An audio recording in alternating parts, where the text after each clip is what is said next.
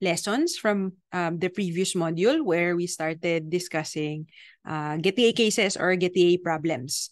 So recall that this philosopher, Edmund Gettier, came up with a two-page paper a few decades ago, coming up with two examples,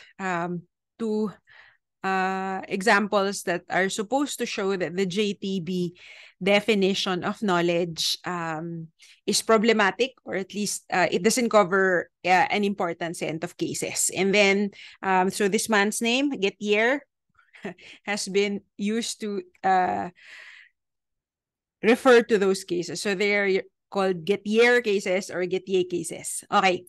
So, alam na natin kung ano nangyayari dito, no? Yung mga halimbawa na nakita natin, ang punto niyan ay ipakita na may problema nga dito sa JTB na hindi ito magandang definition kasi may mga kaso na hindi kayang ipaliwanag noong definition. Okay. So we have that example. The man who will get the job has 10 coins in his pocket, believed by Smith. Okay, we'll go back to that later, but for the purpose of our discussion, or at least my discussion in this recording, I will be primarily focusing on 3 different cases, not the cases in the original paper, but the paper involving the original fake barn. So this is Henry in Fake Barn Country.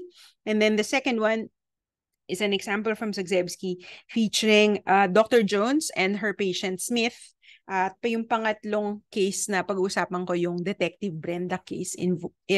She is investigating the murder of an accountant, and there are 2 primary suspects. The CEO of the company the accountant was working for, and the accountant's husband. Okay, so let's go over the general features of Gettier cases again. So these are 2 points that I take from the Internet Encyclopedia of Philosophy entry on Gettier problems, written by, so the IEP entry is written by the Australian philosopher Stephen Hetherington. Okay. So ano yung general features ng Gettier cases? Una, basahin ko tapos ipapaliwanag ko. The justification that is present within each case is fallible. Okay. Although it provides good support for the truth of the belief in question, that support is not perfect. This means that the justification leaves open at least the possibility of the beliefs being false. Okay. Una, pansinin natin isang bagay na mahalaga. Ano yun? Justification is almost always fallible. We, in real life and even in very stringent or very strict cases, justification is imperfect and not complete. Justification is the set of reasons and or evidence that we can provide in support for the truth of a belief. Madalas, hindi madalas, sa lahat ng pagkakataon, dahil mga taong pinag-uusapan, limitado yung justification. So justification is limited by human finitude or human limitation, right? So this is one point that Gettier cases exploit. Na palagi naman pag meron tayong justification, kahit maganda, even if it's good, even if it's substantial, it's not perfect. So you just focus on the parts that are imperfect, and then you can get some Gettier case going. Pangalawa, at ito yung pinag-usapan ng mabuti ni Linda Zagzebski sa papel niya, all Gettier cases involve luck. Actually, all Gettier cases involve one, a case of very bad luck, and then a case of bad luck that makes the belief depend on false evidence or a mistake or something similar, and then another stroke of good luck that cancels out the effect of the stroke of bad luck. And ito rin yung isang mahalagang detalye sa Gettier cases. There is some abnormal or odd circumstance present in the case a circumstance which makes the existence of that justified and true belief fortuitous. Fortuitous or accidental. Oo. So, dalawang aksidente, isa nakakasama, isa nag-cancel out dun sa aksidente o piece of bad luck ng na yon. Okay. So, Zagzebski creates what she calls a recipe for Gettier cases. So parang sinasabi niya, pag naintindihan mo tong Gettier case na ito, pag naintindihan mo yung mga katangian ng mga kaso, problemang ito, pwede kang gumawa ng sarili mo. So here are the instructions. And this is on page 210 of her paper. She says, make the element of justification or warrant strong enough for knowledge. So the justification, make the justification strong. Yun yung first step. 2, but make the belief false. Make the belief false. The falsity of belief will not be due to any systematically describable element in the situation. For if it were, such a feature could be used in the analysis of the components of knowledge other than true belief. The falsity of the belief is therefore due to some element of luck. Now, amend the case by adding another element of luck, only this time an element which makes the belief true after all. Right? So the second element must be independent of the element of warrant so the degree of warrant is unchanged. Okay. So ganyan yung instructions ng paggawa ng Gettier case. So may ng recipe si Zagzebski na parang pag sinundan natin, pwede tayong gawa ng sarili nating halimbawa na parang ganon. Ngayon, hindi naman punto ng talakayan natin na mag-imbento tayo ng daan-daan o libo-libong Gettier cases. Actually, dun sa bandang huli nitong module na ngayong linggo, sisimulan ko ipakilala yung ideya na sinasabi ng mga ibang pilosopo ngayon, tigilan natin tong Gettier cases na to kasi hindi produktibo yung napupuntahan. Okay, papaluhanan ko yan mamaya. Pero ngayon, dito muna tayo sa pangalawang punto, dito sa slide na ito. Philosophers have responded to Gettier cases either by adding an additional element to JTB. So usually, nagdadagdag sila ng isa pang letra dyan kasi merong additional factor or additional variable sila na idadagdag para maiwasan yung mga wild possibilities na nakita natin dun sa mga halimbawa. And or the idea is to recalibrate or change our understanding of justification. Kasi itong JTB definition of knowledge, ang pinaka-controversial feature dyan, the part where all the action is the first letter. It is justification. Kasi yung truth, alam natin, ano yun correspondence or match. Yung belief, uncontroversial din yun kasi tiniyak naman ng mga pilosopo na ang pinatutunguhan ng talakayan nila talagang propositional knowledge or knowledge that involves belief. So the belief part is uncontroversial. For the most part, the truth part is uncontroversial. Really, like I said, the place where the action is justification, right? So ang pag-isip dito ng ibang mga pilosopo, lalo na nung una nilang nabalitaan yung mga kaso ni Gettier na yan, itaas natin yung standard of justification. Baka ang problema doon sa Smith and Jones case, Henry in Fake Barn Country, baka mababa yung standard of justification. Yung makita lang ni Henry na mukhang barn, okay na yon. Baka kailangan taasan natin yung standard natin. Right? So, ganun yung naisip nila. Ngayon, nung sinubukan nila yung ideya na yun, marami pa ring mga problemang lumabas. Okay. So, balikan natin yung mga halimbawa, yung tatlong halimbawa na sabi ko pagtutuan na natin ng pansin. The original fake barn example from Goldman. So, the subject's name here, so may pangalan siya. Pangalan niya si Henry. I think he's driving around a certain place outside the city. Tapos nakakita siya ng barn. Pero hindi niya alam na dun pala sa lugar. So alam niya, parang ang intindi ni Henry dito, he is driving and viewing the countryside under normal conditions. So Henry looks at a structure, at a building in front of him. It looks like a barn. He knows his eyes are working. He is close enough to recognize the barn. And he says, that is a barn. Right? Now, what's the piece of bad luck? The piece of bad luck that's completely unbeknownst to Henry, so hindi niya alam, siya pala ay nasa fake barn country. Hindi niya alam na meron palang isang lugar dito at nandun siya.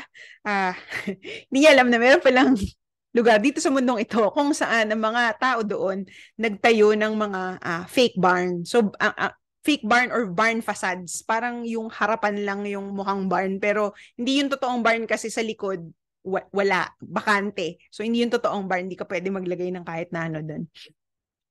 So, yun yung hindi alam ni Henry, yun yung piece of bad luck. But add another element of good luck that cancels out the first element of bad luck. So here, what's happening is that he is actually standing in front of the only barn within, let's say, a 15-kilometer radius. So, sa medyo malaking area, may nag-iisang barn lang. Yun yung nasa harap niya. Kaya tama siya. Tama yung belief niya na that is a barn. But it looks like his justification, it looks like first, what the philosopher wants us to say is that Henry doesn't really know that that is a barn. He doesn't really know that because his justification is faulty. His justification is faulty because it is based, in this case, on incomplete information. He does not know that he is in fake barn country, and the example is structured so that if Henry knew that he was in fake barn country, he would probably do further investigation.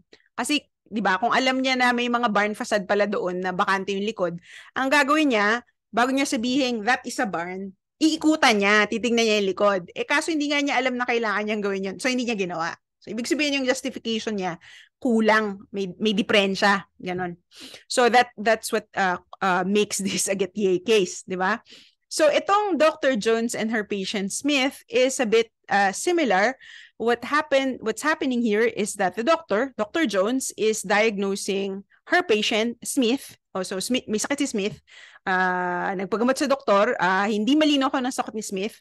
Maraming ginawa yung doktor. Nagpa-medical test. Kinausap, nagkaroon ng panayam sa pasyente. Inireport ng pasyente kung ano yung mga nararamdaman niya. Meron din clinical observation. So bukod sa pinatignan yung dugo, etc., etc., inobserbahan sa loob ng clinic itong pasyenteng si Smith. And here it is that Dr. Jones uses the combination of clinical observation and medical and lab results that all imply that Smith is sick with virus X. So, ang sakit ni Smith, kaya may sakit si Smith kasi infected siya with virus X. Pero mali yun. So, this is the piece of bad luck. The piece of bad luck is that it's really virus Y. So, this is like a stipulated part of the case. Parang hindi mo siya pwedeng galawin kasi yun talaga yung parang fact of the case. Ang sakit ni Smith, sa totoo lang, ang sakit ni Smith ay Y, virus Y. Siya ay infected with virus Y. So, mali yung belief ni Dr. Jones na Smith is infected. Smith is sick because he's infected. Smith is sick because they are infected with virus X. Now, the piece of good luck that cancels out the piece of bad luck is that na-infect pala very recently si Smith. Nagkasakit din siya kasi yung may isang virus, pwede naman magkaroon ng pangalawang virus, di ba? So, very recently, Smith has also become infected with virus X. So, when Dr. Jones has the belief that Smith is sick or Smith is infected with virus X, this belief is true. But it is not made true by the evidence that Dr. Jones has access to and based her reasoning from. So yun yung nangyayari dyan. Kaya again, we will when we say Dr. Jones, we will say Dr. Jones does not know that the patient Smith is infected with virus X.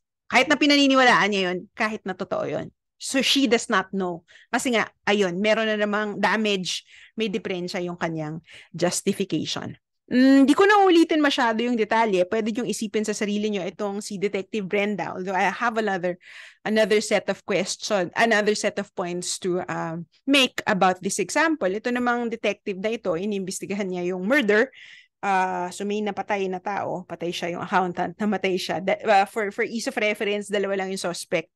Yung suspect lang na pumatay sa accountant, yung asawa niya, asawa ng accountant, at saka yung boss niya, CEO of the company that the accountant is working for.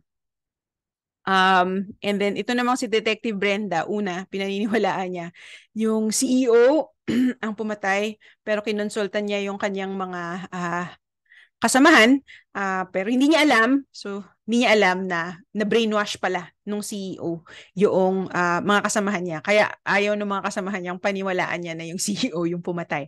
Okay. So babalikan natin yung pangatlong halimbawa mamaya, pero nakita na natin kung paano nagkakaroon ng Gettier case. In fact, this second example, the Dr. Jones case, comes from a paper written by Zagzebski also. And I think she was following her own recipe when she constructed this case. Okay. So moving on, so that we can learn important lessons from the Gettier cases, let's go to Zagzebski's discussion on possible responses to the case. Right?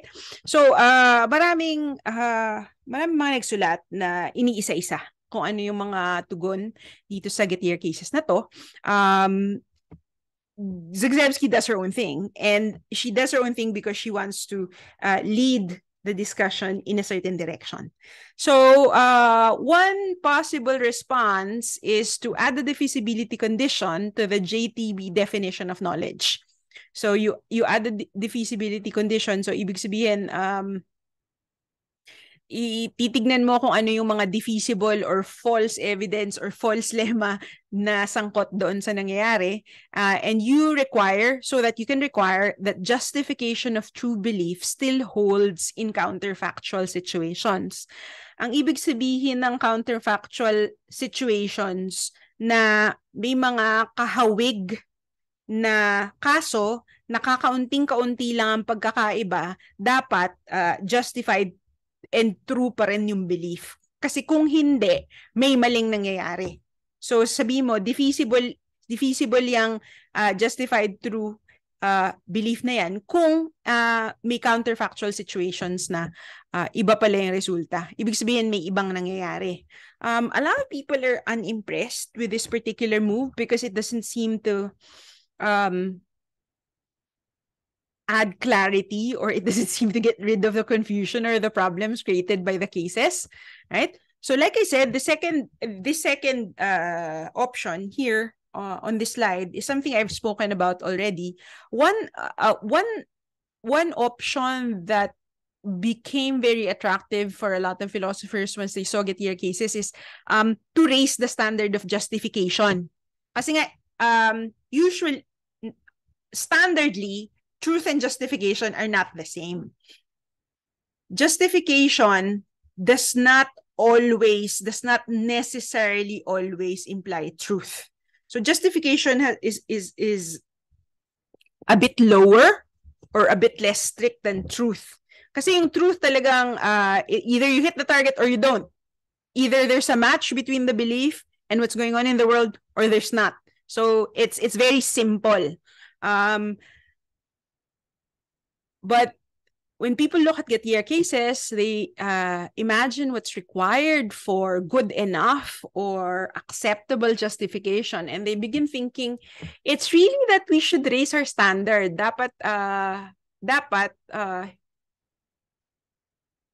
yung justification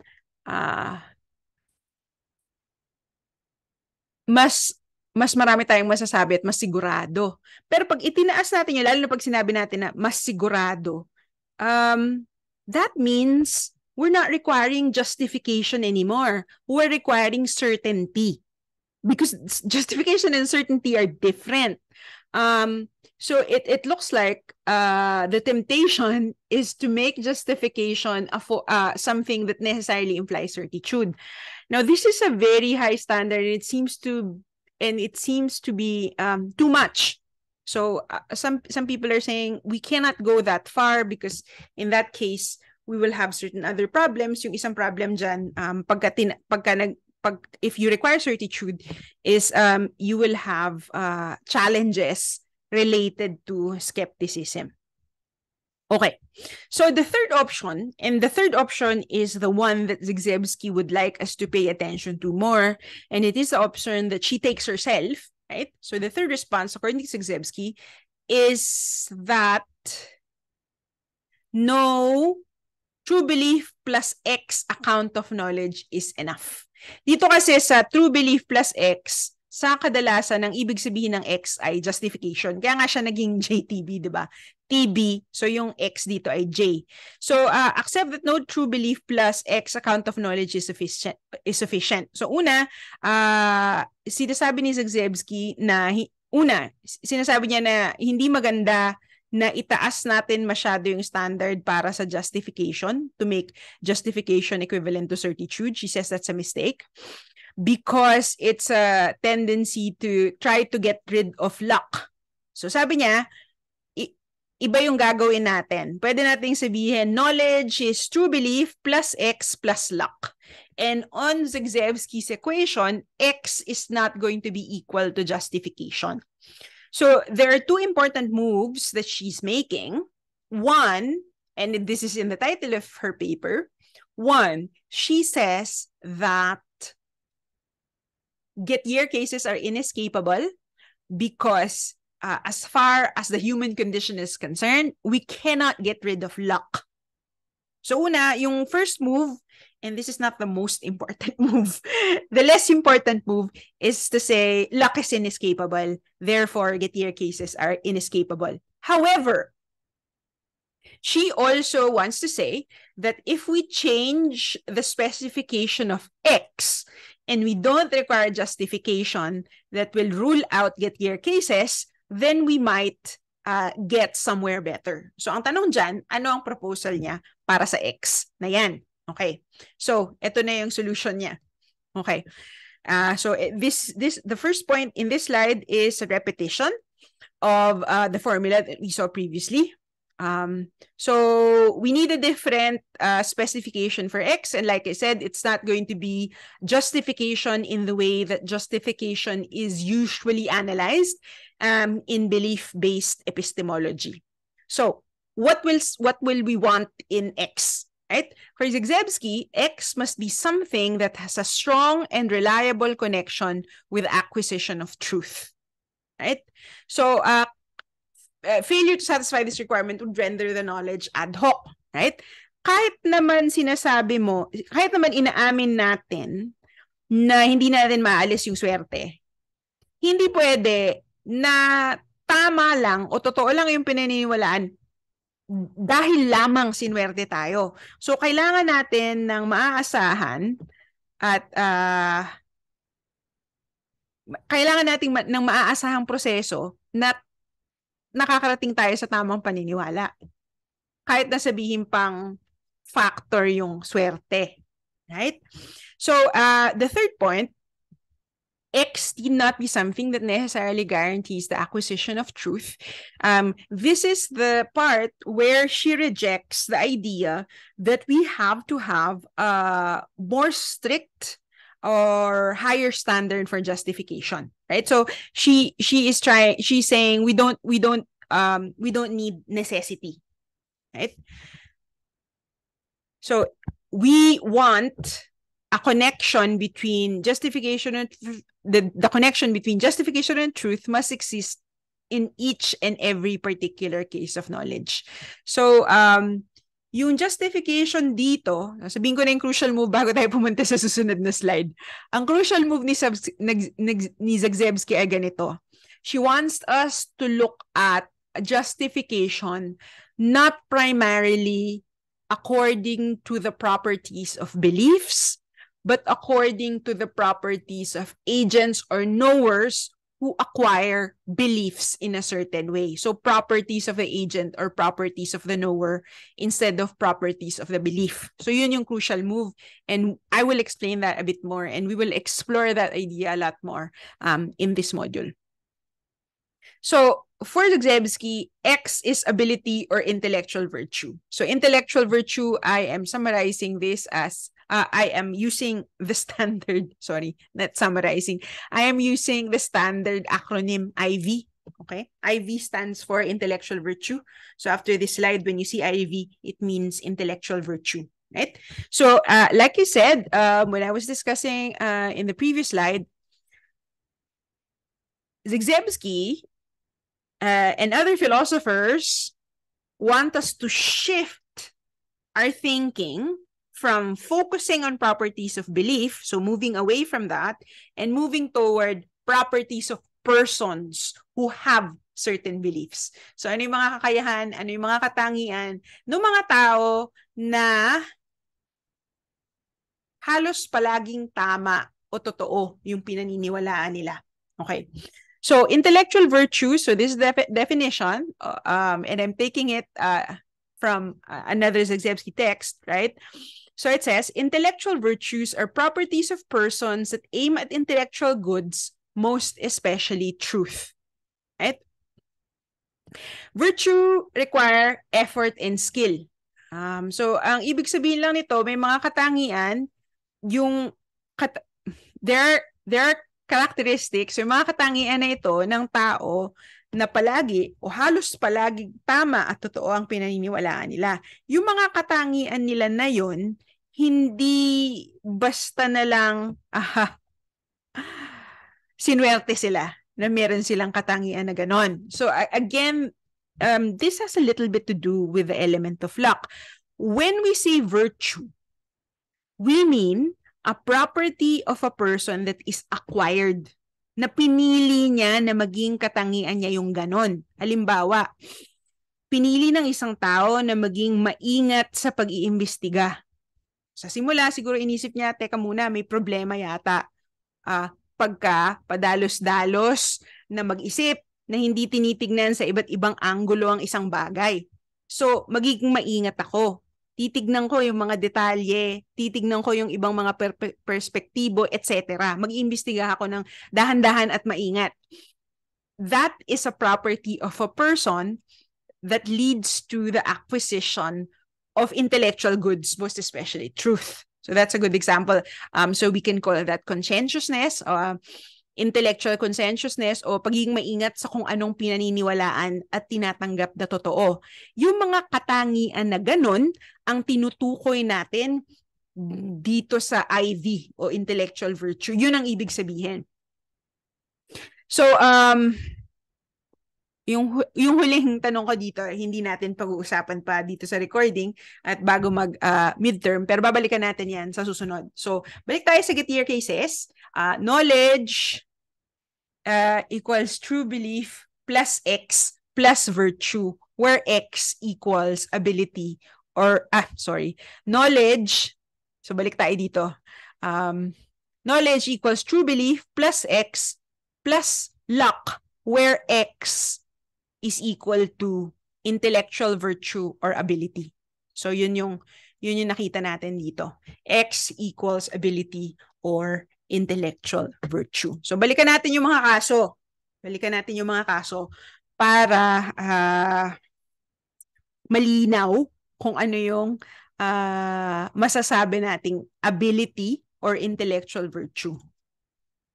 So, original fake barn example. Henry and fake barn example. Fake barn country. Hindi ko na ulitin lahat ng mga detalye nung halimbawang ito.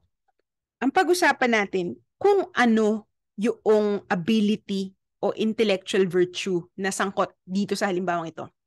So we can say, first of all, that it is Henry's visual faculties, ability to see, ability to process visual information and draw conclusions from them that can be expressed through language. So alam natin, si Henry, hindi malabo mata, marunong siyang gumamit ng mata niya. So, alam niya rin yung mga kondisyon kung saan pwede niyang pagkatiwalaan yung mga signal o mga impormasyon na ibinibigay sa kanya ng mata niya. So, this is an intellectual ability. This is epistemically relevant. Our ability to use certain senses. In this case, vision.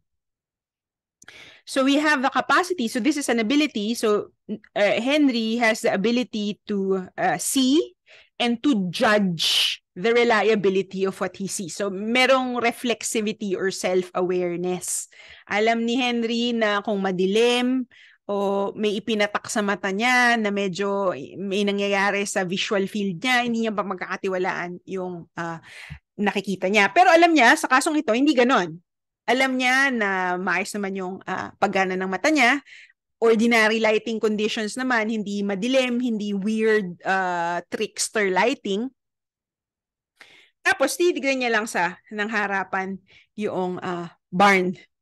Yung barn na yun. Pero, kagaya nga ng sinabi natin kanina, or kagaya na sinabi ko kanina, hindi niya alam na nasa fake barn country siya. Kaya hindi siya nag-imbestiga, hindi niya inikutan.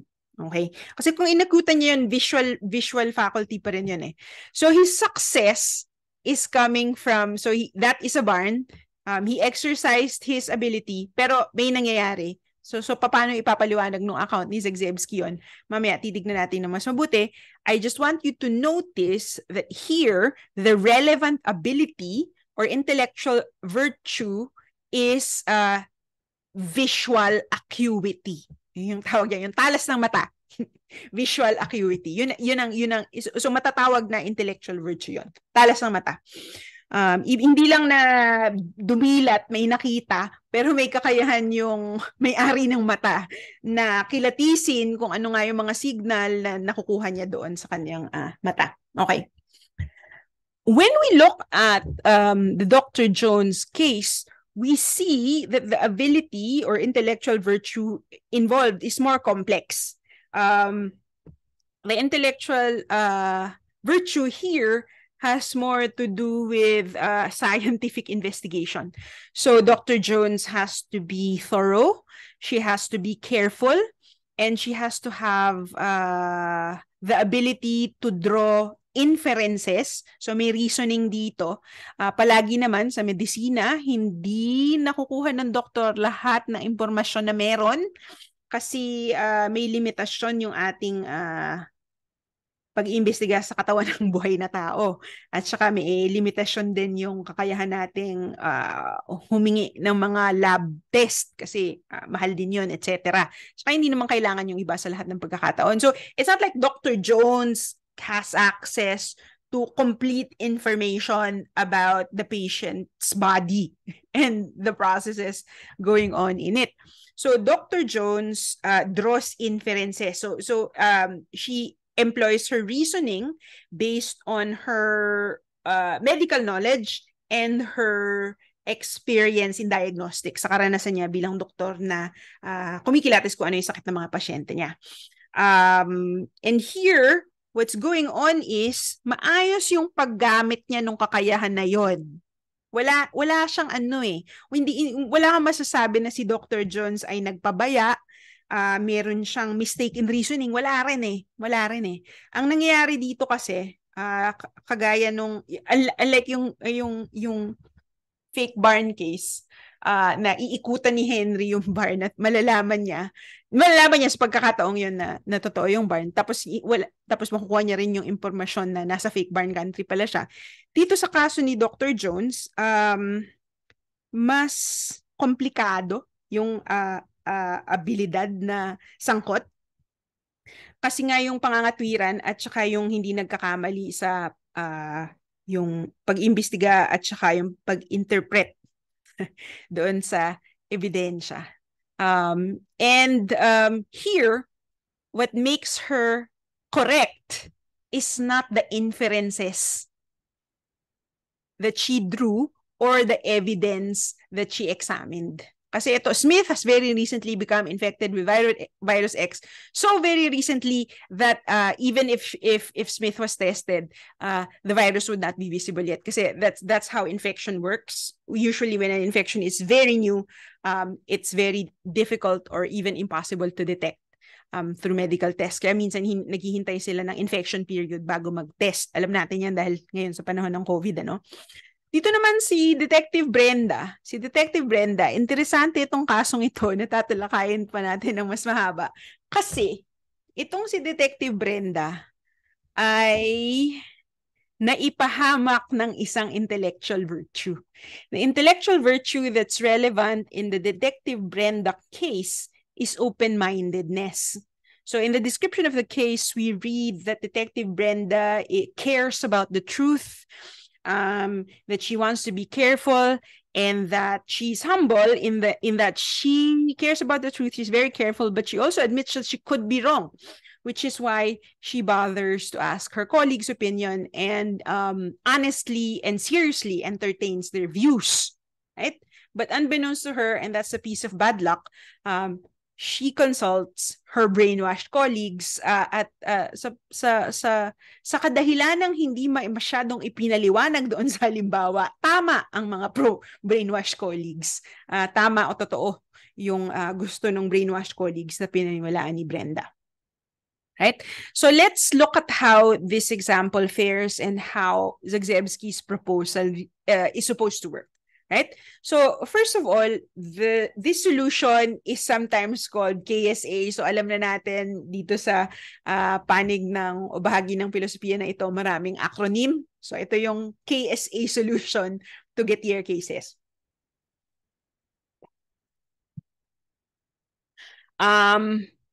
KSA is short for knowledge as success from ability.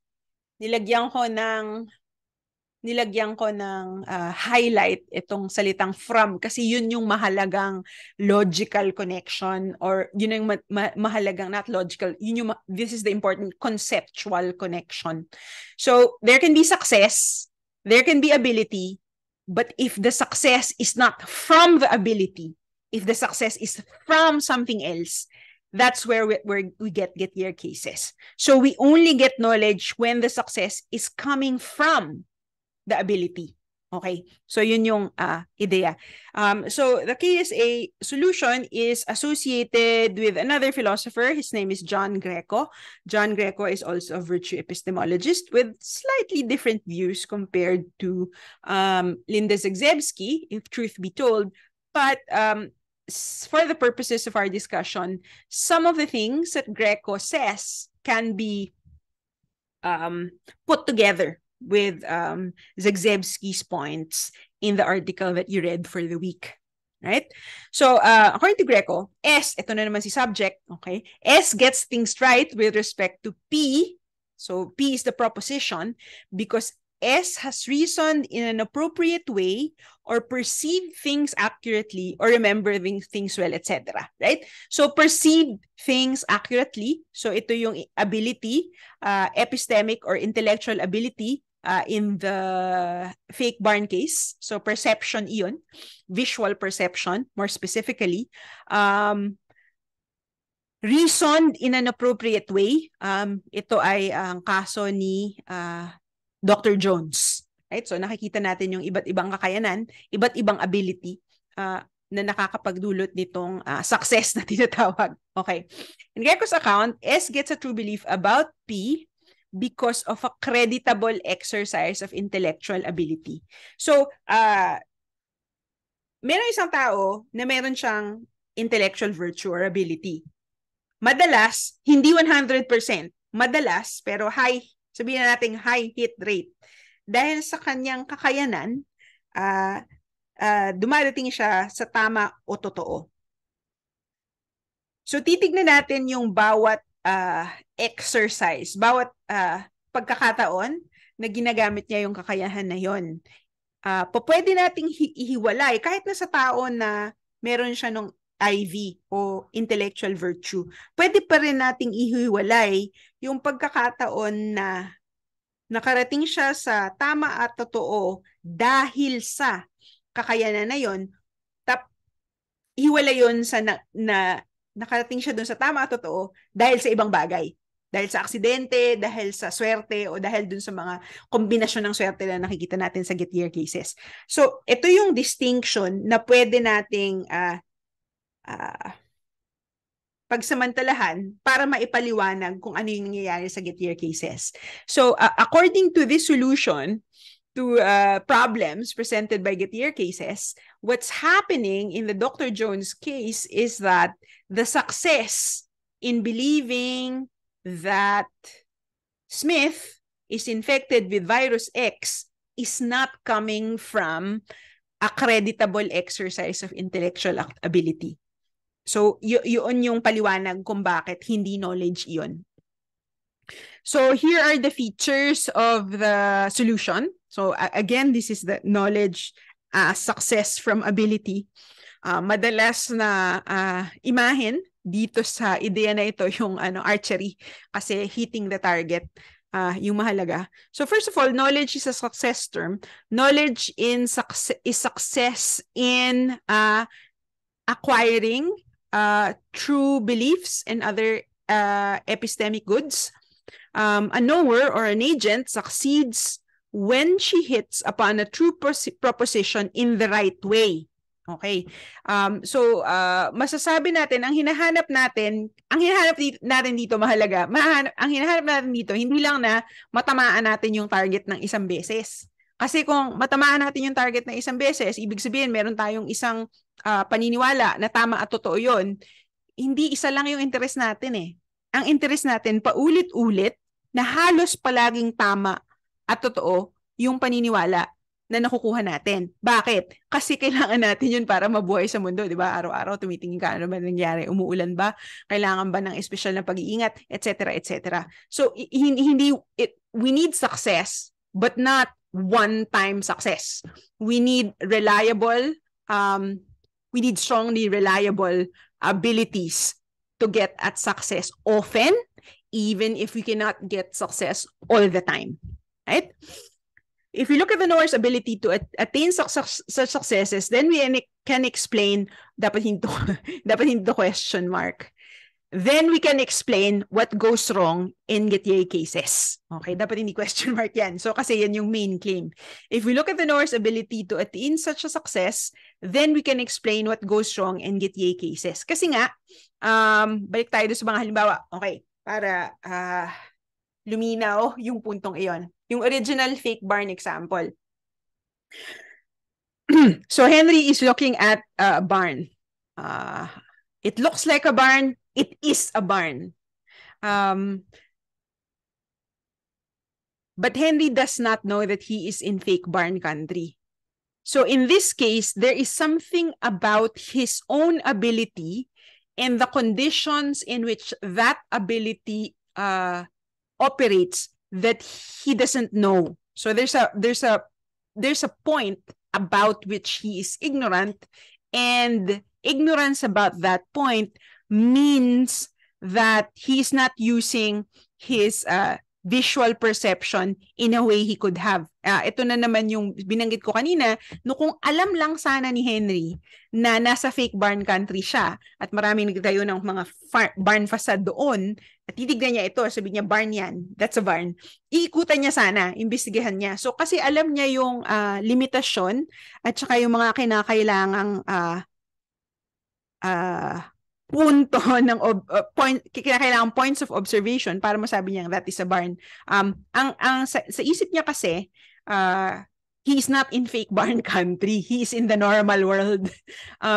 So in the normal world, when he observes the barn, it is enough to look at it from the front, sa harapan, na malapitan under normal lighting conditions. So here, we cannot say that Henry's belief that is a barn is correct from the exercise of the ability, because there is something about the exercise of the ability that he doesn't know about. So that's what goes wrong in the example. Something similar can be said about the Dr. Jones and patient Smith case. In this case, Dr. Jones exercises her reasoning skills and her ability to draw conclusions from lab results and clinical observations. But she does not know that parang the equivalent, she does not know something like the equivalent of being in fake barn country. She does not know that Patient Smith is presenting with this very, very, very unusual instance where it looks like virus X, it tests like virus X, but it is really virus Y. So again, there are sets of investigations or reasoning points that Dr. Jones, is unable to go through because she does not know that she's operating under this condition. Now, here's the interesting thing about the Detective Brenda case. In this case, Detective Brenda arrives at the correct conclusion kasi ang solution dun sa murder case, the husband did it. Okay. So yung asawa yung pumatay dun sa accountant. The husband killed the accountant. Okay. Pero hindi kasi yun yung, that's not the conclusion that Brenda arrived at by herself using her reasoning skills, right? But she consults her colleagues because she wants to be open-minded and she wants to justly consider their views. So she consults her brainwashed colleagues. And her colleagues, in this case, were brainwashed because the CEO doesn't want to be suspected or of being the killer. And he does not want to be convicted of the crime. So sabihin na natin si CEO, alam niya naman na hindi siya ang pumatay, pero alam niya na pwede pa rin siyang mapagbintangan na siya ang pumatay. Kaya gumawa siya ng mga bagay-bagay para ma-brainwash yung mga kasamahan sa trabaho nitong si Detective Brenda. So sinabi ng mga kasamahan niya kay Detective Brenda, yung asawa yung pumatay. Now, here, Detective Brenda arrives at the correct conclusion because of her exercise of intellectual virtue, her exercise of open-mindedness. Okay, but there is something wrong. There is something wrong because her colleagues are not telling her that the CEO did not kill the accountant just because that's what the evidence indicates. Iba yung dahilan ng mga kasamahan sa trabaho ni Brenda kung bakit sinasabi sa kanya, wag ka maniwala na yung CEO yung pumatay. Iba yung dahilan, di ba? Kasi nga yung CEO gumawa siya ng mga paraan para wag mapagbintangan siya at saka makatakas na siya dyan sa kaso na yan. Right? So it looks like, right? I hope you're beginning to see that, and I'm going to ask about this in graded recitation this week. It looks like in the third example, the KSA definition or the KSA idea still gets into trouble. Okay. So, babalikan natin yan. Tapos sa module, makakakita kayo ng iba pang mga punto tungkol sa kung ano pa yung mga matututunan natin tungkol sa Gettier cases. Okay. But for now, I end here. This is the end of this recording.